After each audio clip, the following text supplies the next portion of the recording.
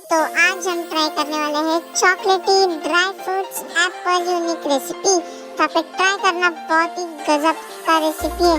तो एप्पल ले लो एक और उसको स्लाइस में कट कर लो और उसके ऊपर से melted chocolate, dairy milk, chocolate syrup भर भर के डालो और ऊपर से ड्राई फ्रूट से सजा दो, भर भर के डालो और एकदम अच्छा लगेगा। तीनों का टेस्ट एकदम गजब सा, बनाने में भी मजा आता है, खाने में भी मजा आता है। और नहीं हो तो सब्सक्राइब